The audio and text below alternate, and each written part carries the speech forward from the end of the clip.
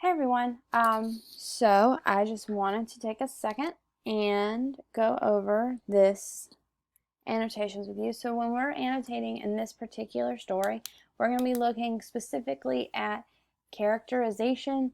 So we're going to be looking at what we learn about the characters, how the characters grow, some conflicts that the characters are struggling with, because all these things help us understand the character and just reaffirm the fact that theme, which is something we'll talk about later, theme is what the character learns and how the conflict is resolved. So you'll notice that the story has a wonderful, very relevant conflict that most of us have at some point in our lives. So there are two characters that we'll be looking at. We'll be looking at Grandpa, just because Grandpa is a good character to look at for just pure characterization purposes. But we'll also be looking at the narrator. So Grandpa is what you call a static character, which means that he does not change throughout the story. He is himself, so we're just kind of building a profile of him. The narrator, however, does change. And there's some things that you can infer about the narrator based on the story that it does not say explicitly. So we'll look at that. But as we read, I normally would try and do things on the computer just like you would all do it on the computer, but I'm going to use my handy dandy purple pen and we're going to go for it. I hope this video helps you while you're annotating in Nearpod. And I just want to go ahead and apologize to everyone because unfortunately, I can't get the paper to you. And if I could, we would do it on paper. I'm going to read the story as I annotate and I'll pause. So I suggest if you're someone who can't handle the constant pausing as you read, that you have read this story prior to this video. Okay, so this is just page 1 and we'll go ahead and get started. My kid sister Cheryl and I always bragged about our Sioux grandpa, Joe Ironshell. Our friends who had always lived in the city only knew about Indians from movies and TV were impressed by our stories. Maybe we exaggerated and made Grandpa and the reservation sound glamorous, but when we'd return home to Iowa after our yearly summer visit to Grandpa, we always had an exciting tale to tell. So in this particular paragraph, you learn a couple of things about the narrator. The first thing that you learn is that he is of Native American descent, obviously. So we have the whole Native American culture built in here, which will come into play greatly throughout the story because Native American culture is something that a lot of people don't understand unless you know about it. We also learn that he likes to impress his friends with stories about his grandpa, so he's actually kind of boastful. You can also tell that, they go and visit their grandpa every summer. They definitely love their grandpa. And they think he's cool. So they honestly think their grandpa is very cool. They're a little boastful about him. They like to brag about their grandpa. That's what it means about boastful. So now the next paragraph says, we always had some authentic Sioux article to show our listeners.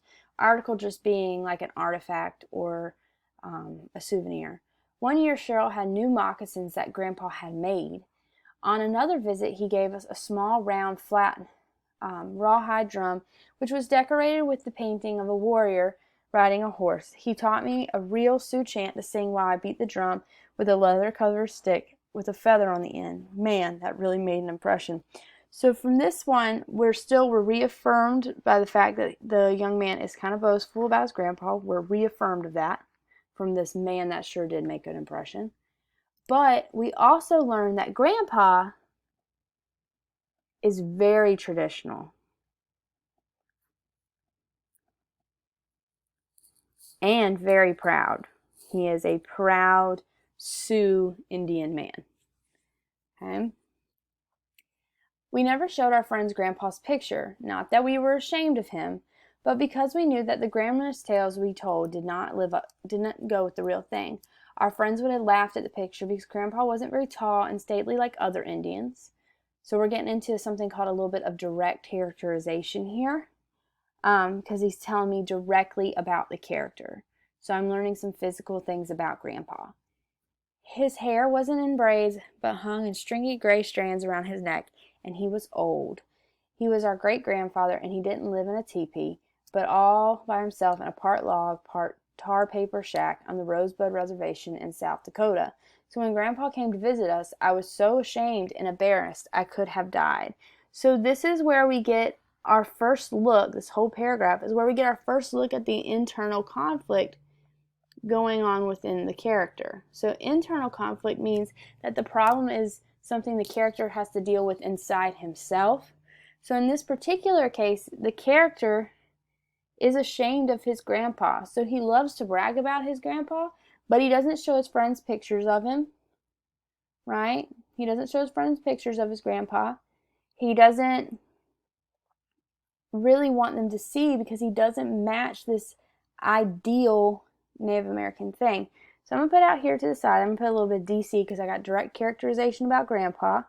So I learned a little bit about him. And then I'm going to put the internal conflict. So I'm going to put my internal conflict, or what I learned about the character, is the narrator, we're going to call him narrator, is slightly unsure / ashamed of his, not even necessarily his heritage, but his grandpa. There's a lot that's going into play here. I spelled heritage wrong. We're just going to run with it. Okay. There are a lot of yippy poodles and other fancy little dogs in our neighborhood, but they usually bark singingly at the mailman and the safety of their yards. Now it sounded as a whole pack of mutts were barking together in one place. I got up and walked to the curb to see what the commotion was. About a block away, I saw a crowd of little kids yelling and with their dogs yipping and growling around someone who was walking down the middle of the street. I watched the group as it slightly came closer and saw in the center of the strange procession was a man in a tall black hat.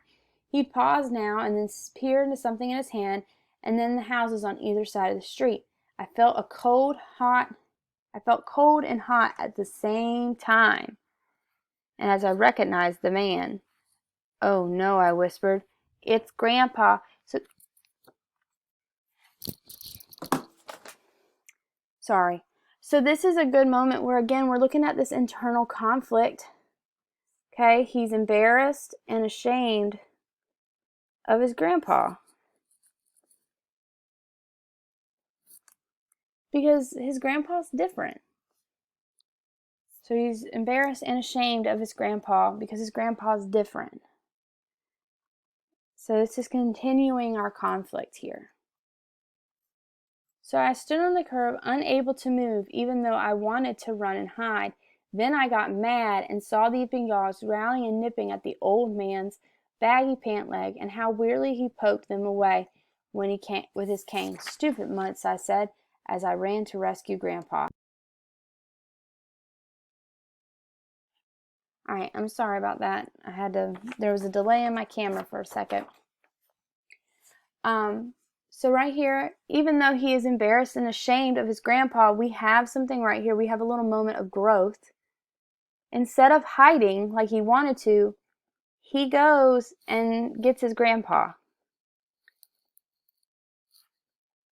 So although he is ashamed, he still goes and gets his grandpa. So that's a moment that goes against his internal conflict, and you see a little bit of growth. When I kicked and hollered at the dogs to get away, they put their tails between their legs and scattered. The kids ran to the curb where they watched me and the old man. "Grandpa," I said, and I felt pretty dumb when my voice cracked. I reached for his beat-up old tin suitcase, which was tied shut with a rope, but he set it right down on the street and took my hand. "How, Kazua, grandchild," he greeted me formally in Sioux. All I could do was stand there as the whole neighborhood watched and shake his hand with the leather-brown old man. I saw how Grandpa's hair straggled from under his hat with with the drooped feather in his crown. His rumpled black suit hung like a sack, drooped over his frame. As he shook his hands, his coat fell, and open exposed a bright red satin shirt with a beaded bolo tie under the collar. His get-up wasn't out of place in the reservation, but it sure was here, and I wanted to sink right into the pavement. So again, we have more look at this internal conflict he has going on, where he's embarrassed of his grandpa and of what his grandpa is like. So we have more of that internal conflict going on, as well as some more direct characterization of grandpa. So far from this page, we've learned that this young man has some mixed feelings. So I'm going to put this down here at the bottom.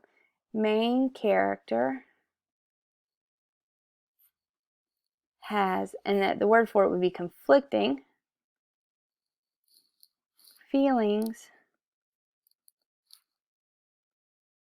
about grandpa and just in general his Native American culture. So he thinks the stories are cool and everything, and he loves to tell his friends about the stories about his grandpa, but when you see it up close, it's not, he doesn't feel like it's as impressive as it is in the stories, because it doesn't match what he wanted it to look like in the movies.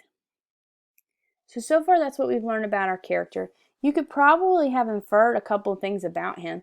Like, I've inferred the fact that he's probably anywhere between the ages of 13 and 15. Just based on how he acts. But that's my inference. I've taken what I've read and I've kind of pieced together what I know about 13 to 15-year-old boys, and that's what I got. So I hope this video is helpful. This is just for page 1. Remember, we're looking for conflicts and characterization and character growth